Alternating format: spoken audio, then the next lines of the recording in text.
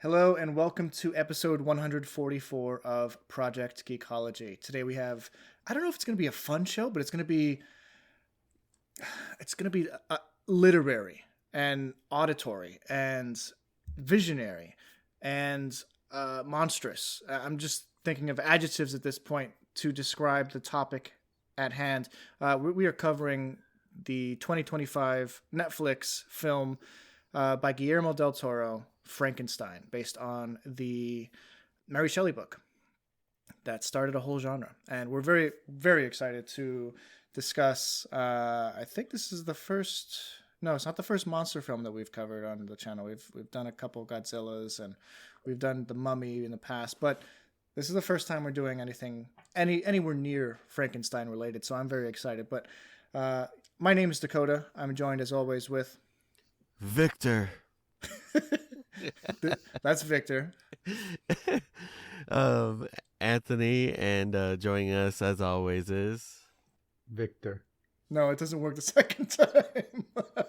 Oh, I didn't understand the bit. All right, guys. No, it's Rich. Happy to be here, resurrecting our show after a brief respite of a couple days off.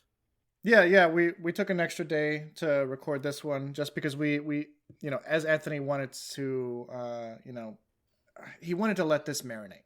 Not only just with us, but with the listener. The farther along that we are apart from one another, the juicier our interactions will become between podcaster and listener. So we just wanted to allow the moment to marinate into a much better podcast, and I think that that's what's going to happen. I hope that's what's going to happen. I mean, and while we're there, I mean, I think that everyone should take a second to just drop us a really juicy review this week, sponsored by Honest Kids Juice Boxes. We're unofficially sponsored, so we're not getting any money, but honestly, just very delicious juice box. It's 5 stars for us, just like this show is for you. Give us a 5-star review, guys. We are not sponsored by Honest Kids Juice Boxes. Please don't sue us. Anthony, I'm going to throw it over to you before we begin anything. What have you been up to these past couple of days? I feel like I haven't seen you in like a week. It's actually been. Wait, when did we record? Yeah, it has been a week. I don't remember if we did Wednesday or Thursday last week, but honestly, man, I've still been like fighting this cold. I could kind of tell. Like you seem like you're excited to be here, but I could see there's like you're reserved in like how much you're using your vocal cords at the moment. I could see like you're scared to have a coughing fit or something.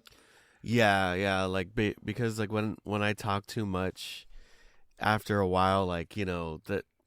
I mean, for those of you that have like a cold and like you've been coughing all day, any like prolonged speaking makes you like cough even more. So, but I mean, I do want to be here to discuss this because I do like doing the podcast and recording. So I've kind of been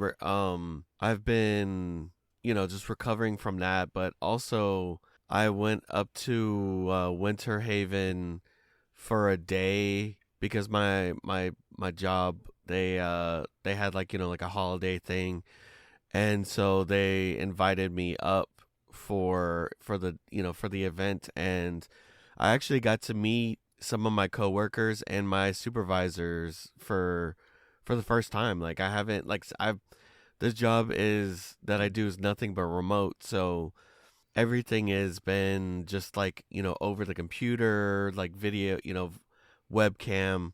So I got to like actually meet them in person, and they actually covered for me to stay at a hotel the night, and then I came back down the next day. But that was pretty fun. It was cool to like be able to meet some of these people for the first time. That's awesome. Winter Haven. It sounds like like an area within the DC universe, very close to Smallville. Gotham, It's like on the opposite side of Bloodhaven. There's Gotham in the middle, and then on the other side is Winterhaven, where all the like rich people live, and it's always snowing for some reason. And it sounds cool. Yeah, there's like Legoland, I think, nearby there. So, yeah. Oh. Legoland's we have a Legoland out here. Rich, have you gone to Legoland out here?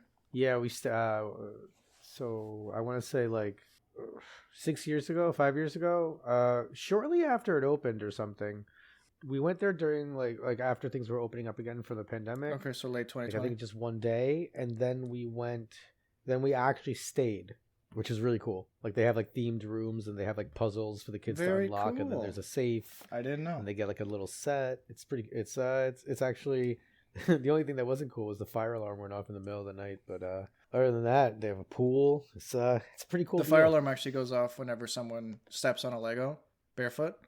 that would make sense. That was just somebody screaming. It masks the screams.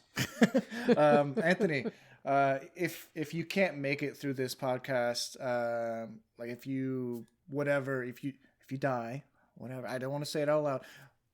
Thankfully, this movie has the key to bringing you back. You know, it's all about tubes and silver and certain acupuncture spots.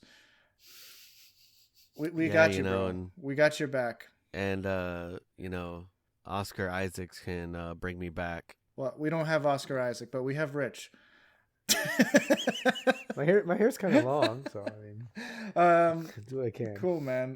Did you do anything else this week, or? Nothing too crazy. How about you, Dakota? Let's throw it over to you. I've been playing a lot of Avatar: Frontiers of Pandora. Didn't they drop like a expansion? Yeah, they dropped a huge bug.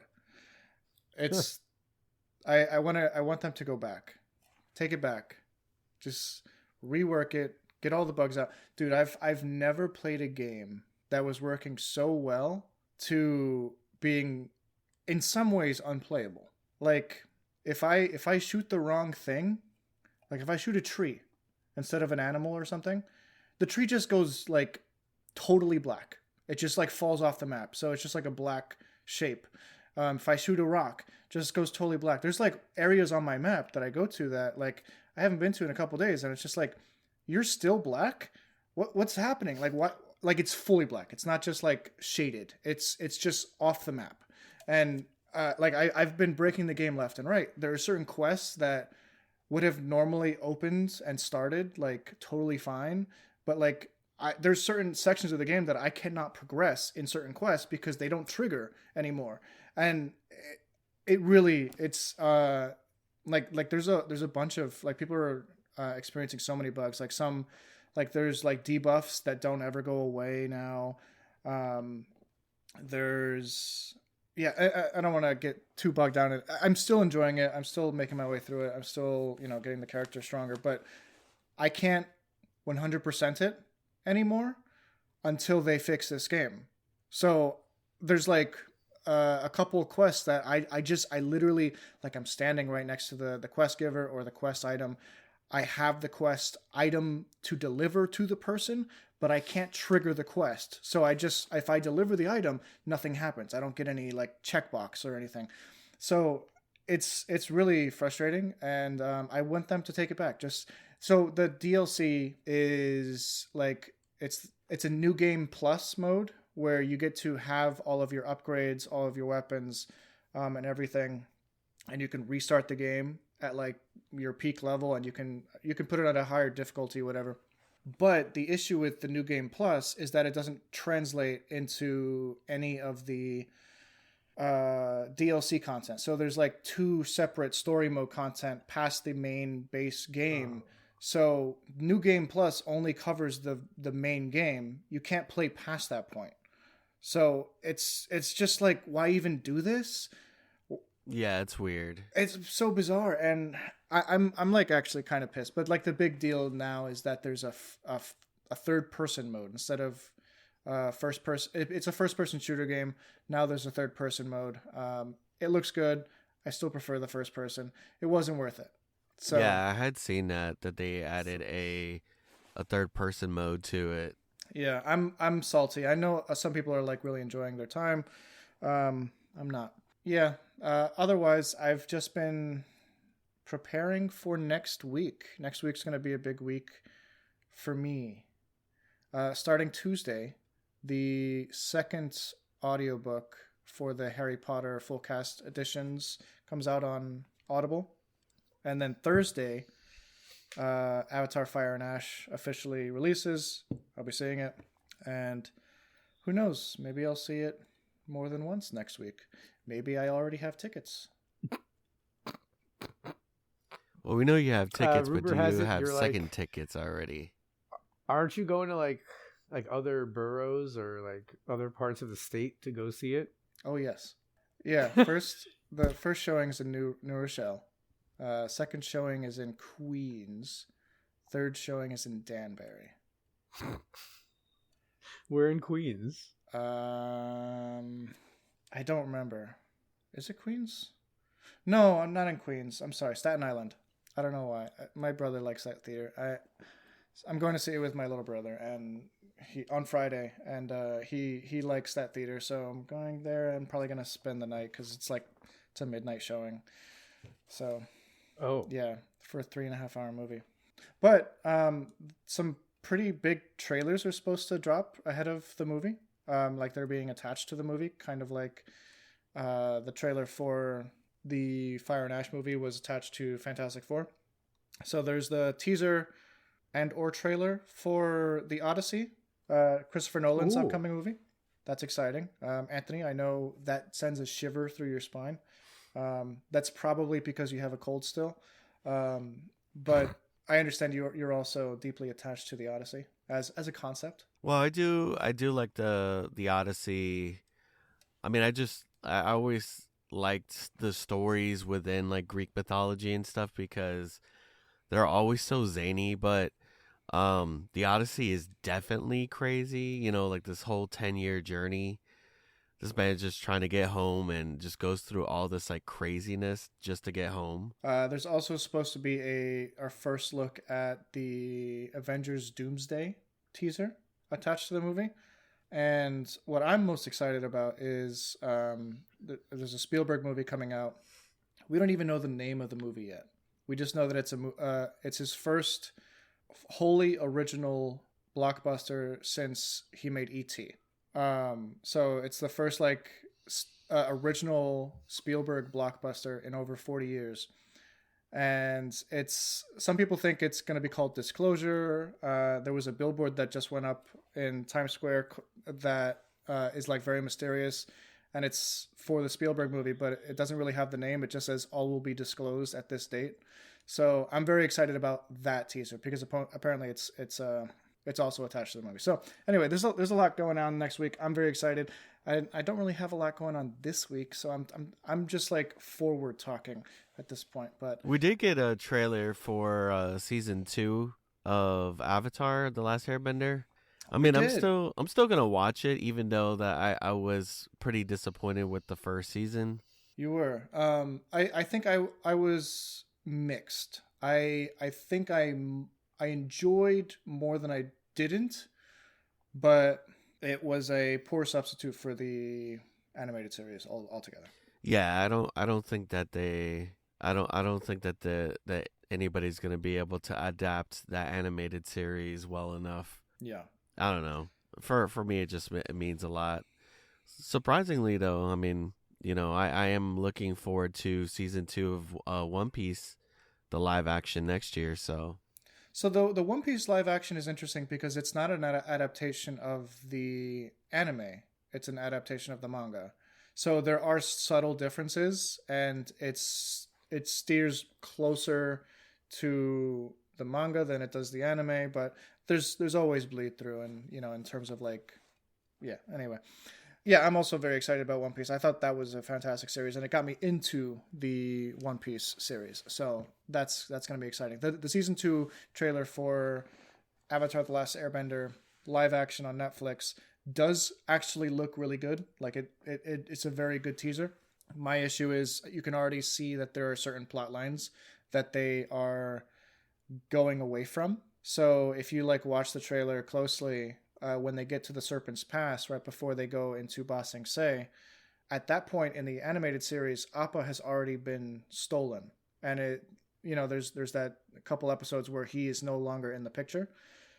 In this Netflix series, Appa is at the Serpent's Pass with them, which means that he never gets stolen in the live action series. So that's a huge departure, unless they do it in different orders or whatever. But anyway, Toph looks cool. Rich, my friend, how are you? It's been a week. Yeah. It's been a week. Let's go Mets. I won't dwell on it too long, but the Mets have kind of dismantled the team and basically gotten rid of or declined to re-sign franchise leader in home runs, homegrown Met, Pete Alonso. I am not going to mince words here. I cried a lot. My son calmed me down. It's it's tough, you spend. I spend an inordinate amount of time thinking about these people, right? Like if I'm not at the ballpark, I'm watching the games, tracking it. So it's it's tough. It's kind of a crazy trade too. Like, do you think the Mets have a game plan for next season? No, I don't. Ostensibly they have to, right? They have to. What that plan is, that is yet to be revealed. I have no idea. Do you believe that last year's buy of Juan Soto factored into Pete Alonso not being taken on? I mean, really what it comes down to is they brought in a team president who operates very differently and has certain valuations on certain players and positions, and he doesn't budge. And he kind of takes sentimentality out of it. So, look, he was very capable and did amazing work in a small market. So I'm hoping it's an early time. But I could see this is bothering you. Have you done anything else this week? I'm going to talk about something fun. I will say that I got very excited because Fallout 76 came out with an update called Burning Springs. It's one thing that they've done is they've technically added different areas to the game. They've added New Jersey, which is very mob laden. New Jersey. It's so ridiculous. You're on the boardwalk and there's like whatever. Then they also added the Pit, which is like Pittsburgh. The one thing that they haven't done, and this is new, is they added this area, but they managed to add it to the current map. So basically, like to the left side of the map, there was very little. And you basically couldn't go there. And now they've kind of stretched it a little bit. And they've made that quote unquote Ohio. And it's called Burning Springs. So it's pretty cool. There's some new enemies or some more reoccurring enemies. It's pretty nuts, actually. You'll have like 2 death claws. You'll just show up and they've got this new thing called like a auga. And it's basically like a giant tortoise. Like just humongous. And you'll see 2 death claws just like fighting it, and it's kicking their butts, and it gives you pause for a second, like, should I join this fight? But it's actually added like some new weapons, some new armor. I'm really digging it. I'm really digging the new missions. And it's just nice. Also, it really annoyed me when they were adding the other things, and you had to go and supposedly like jump on like a helicopter or vertebrate ride and all right, I'm bringing you over, and tell me when you want to go back. And it's like, I hated that. And you had to load the new area. This is just nice because you're just I can literally hop over. I can walk from my original house in the wasteland. Well, that's crazy. So. 76 has been around for almost a decade at this point, right? Yeah, I've been hating this game for for a very long time. I'm surprised that they're still releasing new stuff. Was it like a surprise DLC, or do they have regular DLC on this game? They'll like announce a map. They'll not a map. I'm sorry. They'll put out like a timeline of like certain releases over the course of a certain number of months. They'll be like, over the next 5 months, this will be coming. I don't remember this being announced, but to be fair, something gets announced or something starts, and I'll generally go, and I hate to say it, and I'm doing it with this one, I'll overplay it. I just like exhaust And then it you right throw it away. away, and then pick up the next thing. And then I'm like, oh, back to nothing Back to again. Rance Dance Revolution 2. My favorite, Rain Stance. Love that game. They did release a remaster of the Red Dead, so I downloaded that of Red Dead Redemption, the original. Okay. So that's like it's a completely not, like they really upgraded it for the new systems, and I went to play it. It looks it looks fantastic. They need to do a remaster of Red Dead Revolver. Ooh, well, this one, does have, if you download it, it has the Red Dead Redemption Undead Nightmare DLC, which was, I would almost say that I enjoyed that DLC more than I enjoyed the original game. Almost I loved that DLC, that little game. It was fantastic. It's literally like Black Ops Zombies, but for Red Dead. Dude, they had the zombie that would run at you, right? Like a zombie just running at you on all fours. I'd never seen anything like that I don't think at that moment in my life I had seen anything like that. I was like, good God almighty, what's happening? And Lauren was like, are you frightened? And I'm like, I am, yes, legitimately frightened right now. Like, this is a little bit too much. All right. So need to back up. That's too much. Anthony, what are your thoughts on 76, Fallout 76? I don't think you've ever mentioned whether or not, or you probably did when we were covering Fallout, but like, have you heard anything about the DLC, or like, what are your thoughts on the game as a whole?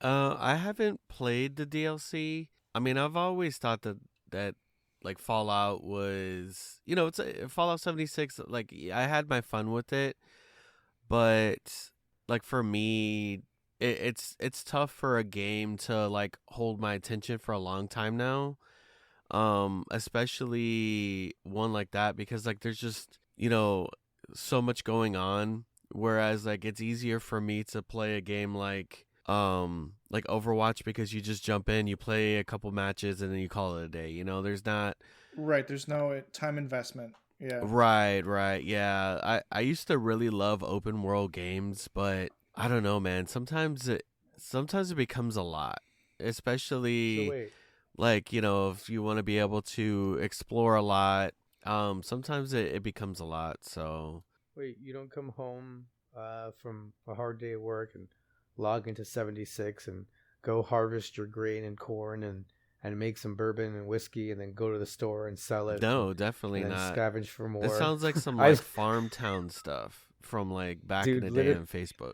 Farmville. It's the only thing that honestly has kept me going with this game. Is like, I feel what you're feeling, because there were literally times where months at a time where all I was doing was just logging in to like do daily chores and like collect like the daily like challenges. That's the only, I don't know if you've tried that, but one thing that really changed the game for me was the challenges. Wait, Rich, you can just go like eat 4 pumpkins. Games that you've completed and haven't really invested a lot of time in, say months and or years later, are you still logging in regularly to like do the like the daily missions? Is that what I'm hearing? If you're asking if I log into Red Dead Redemption just so I can chop wood sometimes and move the bales of hay, because it calms me, because I like completing menial tasks in video games. I love that so much. Yes, sir. Oh my gosh. Yes. You're the rich lore is quite rich today. I have to admit. You know what lore is also quite rich? Frankenstein. I would say.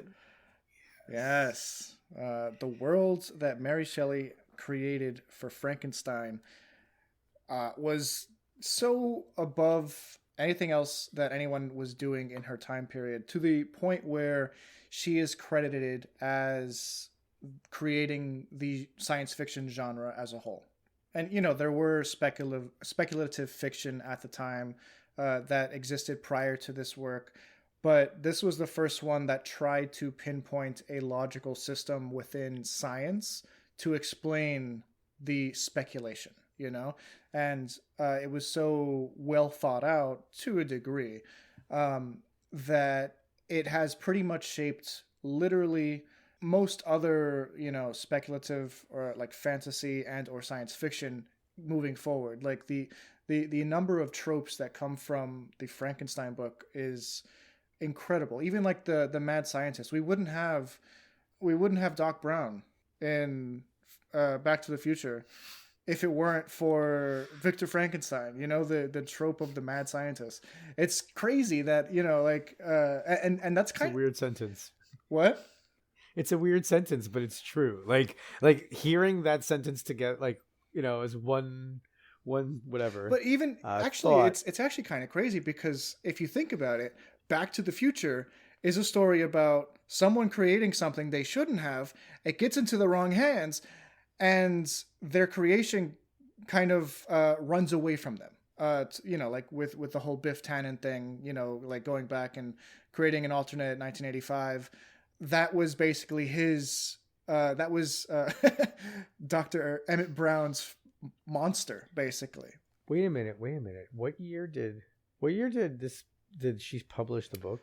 Ooh, I want to say 1857. Frankenstein. Wait a minute. You know that book. Wait a minute. So are we saying that Doc Brown? Way earlier. Oh, never mind. Because if it was 1857, then we could have implied that Doc Brown actually was the maybe the inspiration. Oh yeah, no, for the mad scientist, unfortunately, because she would have seen Shelley him. Was.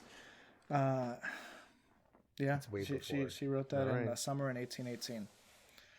Yeah, no, I've always loved this story, and I've always been kind of annoyed at Hollywood's depiction of the story. Anthony, you just went to Epic Universe. There's I think it's called Monsters Unchained, where it's a whole experience in the Dark Universe section of Epic Universe that does include Frankenstein, but it's the Universal Monsters version of Frankenstein, where he's bumbling, like it's very, very different from the Mary Shelley created character, and that kind of always bothered me. So with that being said, when you stack up that depiction, like the classic Hollywood version, against this version that we see in the movie, how well does this version stack up to the original? To the original, in a number of ways, it's much closer than any other adaptation of the story that I've ever experienced. Obviously, I haven't watched every single Frankenstein movie ever, or watched every TV show if there was TV shows or anything. But as far as I'm concerned, the story followed the same beats as the novel fairly closely. There were changes. Some choices were made. I don't think he befriends an old man in the book, but in the book it's more like he befriends a family. And anyway, that's a whole other thing that we could talk about. But the characterization of the character being this very eloquent creature who doesn't know his purpose or his creator's intentions, and is constantly trying to find Victor to either get him to create a second. Basically, he is Adam, but Victor is not allowing him to have an Eve, basically. And that's the story of Frankenstein, and that's why he wants to kill Victor, basically. Yeah, he wanted a bride of Frankenstein, He did definitely. But yeah, the I would say the characterization was very strong, and the look of the character is pretty accurate. He's a big boy. Yeah, and like very, very much so patchworked. Like I feel like he looks a lot more patchworked in the way that you would think somebody that was pieced together would look like, Mm-hmm. Mm-hmm. Yeah. I thought that depiction was, I do love my Herman Munster from the Munsters, but his take on the kind of just father, suburban dad Frankenstein. But this was definitely different than anything I've ever seen. Victor! I can't say I don't think I've seen... I've seen Frankenstein depicted in things. I don't know if I've seen another I've never seen the Bela Lugosi or anything like that. I've seen like clips, but Okay. never, Yeah, I see what you're saying. Like you've never like sat down to watch a Frankenstein movie, but you except are for very familiar honestly, with the character and like the yeah, mannerisms of ooh. yeah. Yeah. That's why I was actually like surprised here. I mean, I'm sorry, I've seen Young Frankenstein, but I don't think that I mean, that counts. Like, technically you know, that might be a little no, it's not that. No, it's a yeah, no. no, that's too much. It's too So this comedic, yeah. a couple of things that really took me took me like by surprise were one, I because I've only kind of seen that one, and I don't I think I attempted to read the book a couple of times, but I don't think I ever really invested enough time and effort into it. So I know the beats of it, but I didn't the the regeneration, is that something that they put into the movie, or like his ability to like constantly heal, his immortality essentially? As far as I can remember, Victor had a very hard time killing him. I don't remember if he was functionally immortal, but he kept coming back. Like he was having a hard time dying. So I think Okay. this is taking it to the next level. I might be wrong here. I either he is immortal in the book or he's functionally immortal to the point where like he's very hard to kill. Because it's just Because basically he's already dead. You know, he's just yeah, but reanimated. well, but I mean, when he like tries to kill himself with the dynamite, right? Like there are times where He like does he's literally regenerate. I don't remember if I yeah, don't remember the regeneration aspect of it. because that I will say that to me completely changes how you understand the movie, because Victor's choice to not make a bride of Frankenstein, right? That is based on like if you understand that he knows that Frankenstein is immortal, or that the monster is immortal, then not giving him someone to be with is even crueler than if he just was like, I simply don't want to create another abomination. Anthony, what did you think of the take on the character in terms of you can't really get rid of this guy, so what do you do with him? Yeah, I thought that was insane. That I was like, man, like nobody can kill this guy. Like he's literally trying to kill himself, and he can't die. And like you kind of feel for his character, but I've always felt bad for Frankenstein. Frankenstein is really just not the monster of the story. And in any iteration, he's never been the monster. He's just been misunderstood. He's just like some being that was created and brought into this world by, like you said, a mad scientist who pretty much like almost every single time treats him like crap anyway. Like, Yeah. it's just like, oh, I did this, I've accomplished this. I don't really need you anymore, and Frankenstein's monster is just trying to figure out the world, and I remember what in the book he saves like a girl, right? And Correct. Yeah. gets like shot by the dad because the dad's like, what are you doing, So Yes. so yeah, like I mean, Frankenstein's always been some tragic character, and this just like adds an element to that. And the tragic character is a trope that probably doesn't stem originally from this story, but it became a trope after Frankenstein. Like you have just the misunderstood heroes Yeah. or the creations of the world or the system that that's been beaten down and is still. Quasimodo is one. I was gonna say that Quasimodo, Shrek, Iron Giant, Bastion from Overwatch. The list goes on and on of like characters who are basically that archetypal. I'm a good guy even though I'm in a monster's body, and it's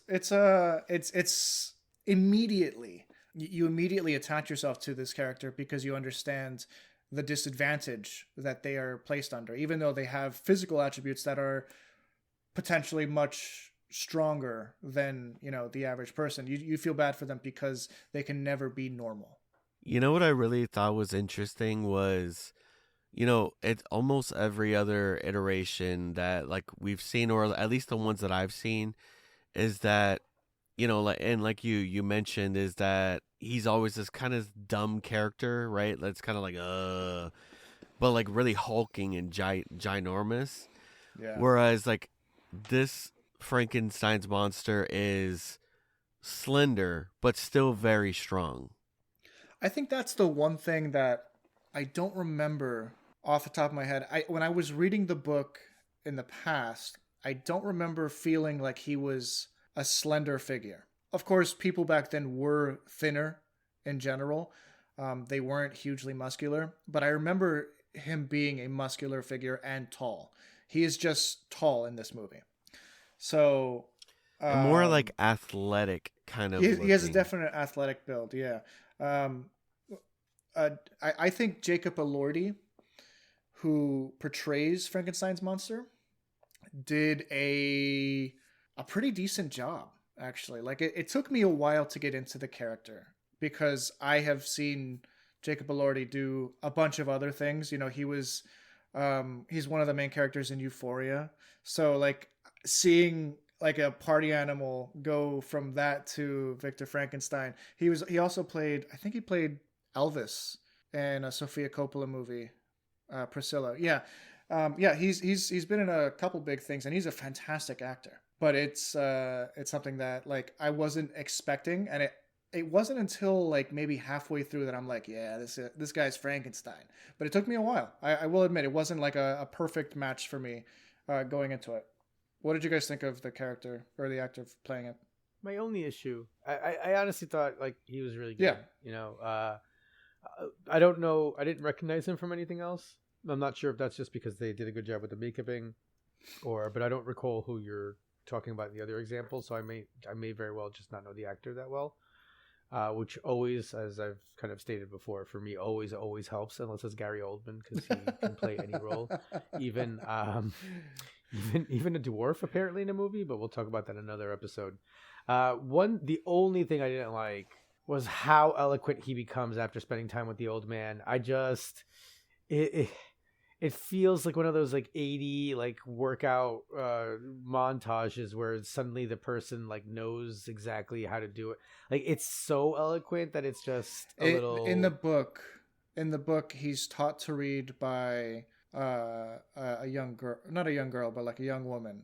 So it's a little bit of a change, but he does go through several. I think it shows him going through several books in like the personal library of that guy, right? Mm-hmm. Yeah. So he does. That's basic. And in the Frankenstein novel, he's a very eloquent figure by the end of it, even though he couldn't speak when Victor Frankenstein was around. I think we keep calling him Frankenstein, but he's technically Frankenstein's monster. Yeah. He doesn't really have a name, but it's so ingrained in our culture that this is Frankenstein, you know? Yeah. So we're going to continue messing that up on purpose. You know what it is? As an English teacher, right? And somebody who's taught students who've come from other countries and English is not their first language, right? And having worked with some of these kids for literally like 4 years, okay? And seeing language acquisition skills like in action, okay? I'm like, come on, guys. There's no way he would pass that. He would not pass the nicest lad exam. Like he's only an emerging learner at this point. So I think it's just my teacher hat that's just like, my dude, do you know how long you need to study to be that eloquent? You know, so I think that's the only thing, and like that's the tiniest of gripes for me. Other than that, I honestly felt like his roaring at the end was even more powerful, knowing how eloquent he was. Oh, like, interesting. Because those became more like sorrowful, guttural cries. Yeah. No, it's such an interesting movie, and the cast is stacked. So, you know, we only talked about Jacob Elordi, but we got Charles Dance in the beginning, Tywin Lannister. Oh yeah, he plays Victor's father. We have Mia Goth playing Elizabeth, and of course Oscar Isaac as Victor Frankenstein. He's probably the most notable name in the movie. He's probably, I don't know if we follow Elordi more than Oscar, but they kind of have similar amounts of screen time. And I really like. Do you think they missed? Go ahead. Do you think they missed like Anthony? Do you think they missed a big opportunity to have Oscar Isaacs say, somehow Frankenstein returned. Like, I'm so frustrated that I feel like they had it on the table, man. Anthony's and they shaking just his head in disgust at that, like, the Rise of Skywalker pun. Somehow Palpatine returned. Yeah. Christoph Waltz is in it. David Bradley. It's a stacked cast. Like, Yeah, they had. Actually, I'm glad that you bring that up. What do you think about their iteration, their version of Igor in this movie? Oh, Because he's technically Igor. yeah. His name is actually Igor. I don't remember an Igor in the book. I think that might be. Oh, I'm gonna look that up really quick. Something that was added in Hollywood. Yeah. And the crazy thing is that like there's different versions of Igor, but like in the earlier days, at least in Hollywood, they make him like this Quasimodo kind of character. Yeah, so Igor is not a character in Mary Shelley's book. So that whole character arc was completely added to the film. And I think that that's okay. So this is I love Guillermo del Toro. He's a fan of cinema first and foremost. Like, everything he does is him just adding another layer onto the history of cinema. And I think that's how he views this movie. This is his adaptation of Frankenstein, not only through Mary Shelley's lens, but also taking stuff that he has enjoyed visually from the archetypes of these characters from the past. He has a style. Igor was totally different. He has a style that it's him. Yeah. Mm-hmm. I don't know that this isn't my favorite of his movies, but his movies are interesting because, like, you watch them and you're watching something really good, but it's like, I have to let this one sit with me and I have to think about it for a while before I really know, like, if I like it or if this is going to be, like, a constant rotation. The only one that I don't think ever, like, I had any question with was Pan's Labyrinth. I think that for me is his Golden Goose. He did such a good job with that one, and it's so bizarre and perfect, and it's like it's its own, like, almost Alice in Wonderland type tale. But yeah, no, Guillermo's fantastic. He did Shape of Water, which won Best Picture, doesn't it? 6 years ago or so. But yeah, Anthony, he has a style. He has a very gothic style. It's not necessarily like gothic in the sense of Tim Burton. It's a more realism gothic that he likes to employ. Right. I feel like where he can kind of get close to Tim Burton-y a little bit is was like Hellboy. Yeah. And Blade 2. Did he direct Blade 2? I did not. And it know feels that. so much so, like, when you go in watching that movie with the lens that he did that movie, you'll think like, yeah, he definitely made this movie. Yeah, he did so good with the Hellboy movies.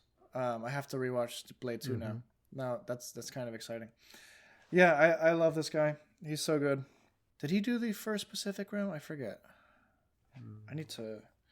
I have to re-up my knowledge on Guillermo. Clearly, Guillermo movies. Yeah, he did Pacific Rim.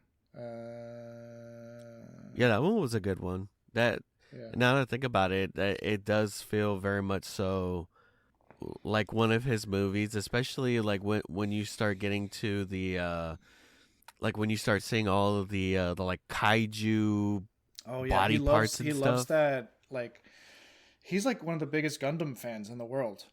Like, he loves the Gundam franchise, so like he loves kaiju and mecha outfits, and yeah, so that was totally him. Yeah, back to Frankenstein. We gotta reel ourselves back in. Mia Goth did absolutely fantastic as Elizabeth. Whenever she's on the screen, she's like super. She's just like has like an enchanting look to her that your eyes always gravitate towards her, and that was cool. Apparently, what they did in the filming of this, according to Guillermo del Toro, they filmed the scenes with her and the monster at a higher frame rate so that they could slow it down without like frames clipping. and it wasn't like an incredibly high frame rate. So most films are filmed at 24 frames per second. I think they filmed these at like 30 or 35 frames per second, so that when they slowed them down, it would just be almost like floaty visuals. You know, like it looked really. It makes those scenes pop a little bit better.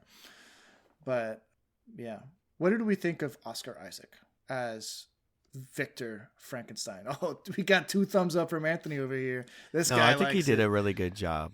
Like, I mean, he killed it. He did. No, he did a really good job. Like, you know, by the end, you know, like you were really like, you know, like you disdained him. Like, you're like, man, this guy is like. This guy is a jerk, man. Yeah, he's the worst. He's trying to steal his brother's girl. Tossing away this like person that he made. Like, he tried to burn him, blow him up. It's so bizarre. It's like it's hard to watch, and I think that's why this is one of the movies that I don't know that it's going to be in heavy rotation for me. I will watch it occasionally, but it's hard to watch because you see so much passion and you see so much passion go into the creation of the Frankenstein's monster, but he doesn't think of what comes next. Once he has a person, once he does what he needs to do, he basically realizes, what have I done? And immediately regrets it and just can't get rid of this guy. And it's so bizarre. It's so bizarre, and I feel so bad for the monster throughout this whole thing. But I mean, come on, you gotta feel bad for Victor a little bit. He decides to try to go back in the house, and oh man, what a way to break a leg! That was so awful. That when he blew back so and like his leg got caught on that pillar. Yeah, he went back to save him, right? Yeah, like he had like a moment of clarity right before getting his leg blown off, and that was like super gory. Like that looks so real. Yeah, I won't lie. Like I can watch I have a good stomach for stuff. But when he, like, that montagey part where he's like cutting the bodies. Oh, that was hard. That was hard to watch because it looks so real. when I can't say, like, you say hard to watch, I say it started and I went, I know. And I watched it 2 times, and both times I said, I cannot look at it. So kudos, because, you know, if there's any, like, I can watch Walking Dead, right? Because, like, I don't know, you see the zombie trying to eat someone, and I'm like, that's fake, right? But when his knife just goes into, I was like, oh, that looks very real, and I can't be here for this. I know. Like, there's no, my brain cannot explain away that's not, you know. Yeah, actual flesh and bone. Well, I hope it's not actual flesh and bone. Maybe they got actual cadavers for this. I doubt it. I highly doubt it. But yeah, that'd be crazy. That would be absolutely insane. Anthony, what are your thoughts on some of the gorier bits? I mean, that part didn't really bother me too much. Like, I think for me, I was just saying, like, you know those, like, I don't know, like that part didn't bother me. I did, like, I mean, when he did get blown up, I was kind of like, ooh, man, I was like, I guess that's how he got his prosthetic, because that thing got blown. Like, yeah, I mean, that leg was gone. No bringing that one back. Yeah. What about, I like how they, like, told the story where it was, you know, Victor Frankenstein kind of telling him, you know, telling the captain of that ship that was stuck in the ice, you know, kind of like what's going on and like what this creature is that's like following him. And then like the monster ends up showing up and then like tells his perspective. I really like that they did something like that. And, you know, kind of like what happened to the monster after he escaped from the, you know, the building from being blown up. And so that's actually a narrative trick that they took from the book. Okay, cool. That's a narrative choice that is very structural to the book. You're seeing Victor's point of view up until the monster catches up to him, basically, and then the monster's like, oh, he's telling his tale. Now let me tell mine. Yeah. That is absolutely like, I don't know if it's word for word, bar for bar from the book, but it's that structure is built into the original story, which I really liked. And even like the scenes on the boat, like nearing, I think they're going to Antarctica at that point. That is part of the story in the book. So like Victor's going as far as possible to get away from this creature, and he's incapable of it. Yeah. And it reminds me of this, like, imagine there was you could have as much money in the world, or let's just, you could have $1 billion. Would you take $1 billion if you knew there was an immortal snail that was constantly, no matter what or where you are in this world, it is constantly slowly making its way towards you? But you didn't know where it was. And it's kind of that I mean, it's kind of a poor comparison, but like, you don't know where Frankenstein's monster is at any given point, but he's gonna find you, boy. He's gonna find you. And basically, like, the concept with the snail is like, as soon as the snail finds you, you're dead. Like it's done. Like, this snail has the power and the will to take you down. He just has to catch you first, and he's immortal. So, what did you all think about the reconciliation at the end? You know, I like that. Yeah, yeah. It's because it's kind of like creator and creation coming to terms with each other, realizing the faults of each other. Obviously, he can't create a race of Frankensteins. That would be the worst thing in the world, because if they are immortal, then this is going to be a big problem. Basically, it's a race of undead people, you know? It's a great story. It's no wonder that this spurred on so much. And Mary Shelley was very young when she wrote this. I'm not going to look that up. That's really cool. Well, I mean, I guess like with 18 years old. She was 18 years old when she created the science fiction genre. That's crazy. Crazy. In 1818, in a summer, it was like, I think there was some volcano that had erupted just before summer of 1818. So the whole world was kind of like shrouded in darkness. Maybe not the whole world, but at least the hemisphere that she was in. Like, it was a very dark summer. There was no sunlight that summer. So she was inside writing away about like this gothic story that she had come up with. And yeah, just knocked it out of the park. It's such a cool concept. Yeah, that Mount Tambora was the eruption, and it was like the year without summer. That's it. Yeah, and she wrote in the summer. Yeah. Boyos, any last thoughts on Frankenstein? Rich, I'm gonna send it over to you. I know you thought that the gore was a little bit much, but how was the story overall? I liked it. I really did. I thought it was a little bit on the long side for me. I understand, especially with the dual narrative, that that can happen. But I did like that the dual narrative wasn't like too repetitive. Like, I didn't want to see too much of the same steps, and I thought that they did. I think the Toro did a really great job of kind of navigating that. But it did feel a little long for me for a little bit. It is supposed to be dark, so I can't really comment to that. Like, that's the kind of the style overall of it, so that, but I thought the acting was really well done. Oscar Isaacs, I've seen him in a lot of different things, and I'm almost putting him on, not quite. He's not Gary Oldman like level. He's not all the way there. Okay, he's not all the way there. But I think he's got a really good ability to sell me that he's other people. Like, this felt like Victor Frankenstein. I didn't feel any. Oh, I see what you're saying. Knight, not that he is on the level of acting as Gary Oldman, but like, for you, how you see actors that you recognize from other things, and you have a hard time like removing them from those things. Yeah, I see what you're saying. Like, I saw Bradley Cooper in The Hangover, and then I watched The A-Team. And I was like, I put it on as a joke because we had watched all 3 Hangover movies like 3 nights in a row. And I put on the A-Team, and my wife's like, "Why'd you do that?" I'm like, "It's Bradley Cooper." I'm like, "You liked him in the other movies. He's the same guy." I'm like, "That's all he is. He's just like, hey, it's me." I don't know. Yeah, I'm Bradley That's Cooper. where I see him a lot. Yeah, exactly. Yeah, he's like, "Hey, look, I got cool hair. Look at me."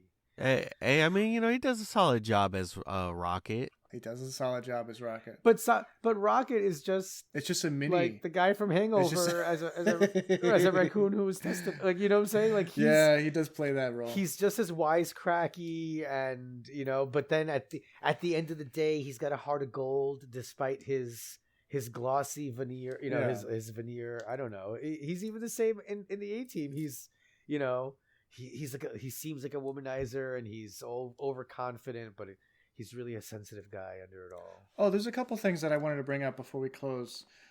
How did Victor get that much gasoline? Bro it was like he had like an infinite, like in video games, like in the past, like you could just have like infinite items. And like it was a glitch that you could get. He had infinite cans of oil. I don't know how he did that. Where was he getting it from? Like that must have been so expensive. It was an infinite glitch.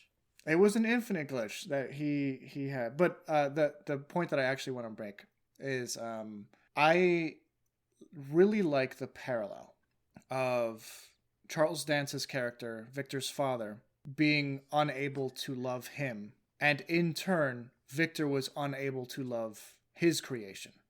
Yeah, well, that's yeah, it's parenthood very much in some ways. As much as you say you're not going to be your father, like your parent, like I'm like this weird mix of like my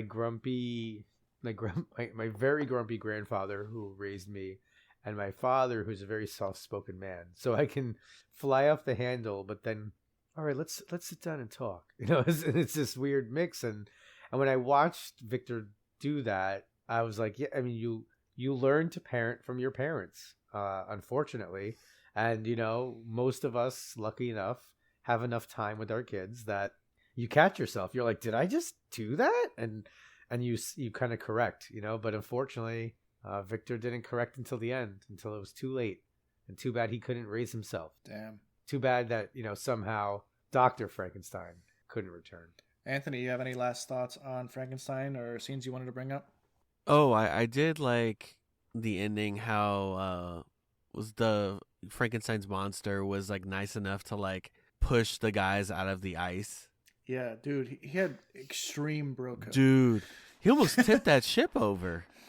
I know, he's powerful. He's got that super strong, man. I mean, like it's crazy. But I mean, overall, I enjoyed it. I do agree in a sense that it did feel maybe a little bit on the longer side. Mm-hmm. But overall, I did enjoy it. Very good. Yeah, I love long films. I love just getting lost in movies, but I do agree that I maybe checked the time remaining a couple times throughout this movie. Not that I wasn't enjoying it. It was just like, where is this going? Mm-hmm. It was one of those. Yeah. But ultimately, I think that this is a solid adaptation. It's not trying to be so close to the book that it's a one-for-one. It's clearly a kind of like a love child of the book, some aspects of the films that that Guillermo likes, and just Guillermo putting more and injecting more into the story to make it his own. And I think that was a really cool choice, a narrative choice. And the cast was great. The movie was beautiful, and I would absolutely watch this again. Awesome. Guys, thank you so much for listening to us here for our 144th episode of Project Geekology. You've just been Project Geekologied.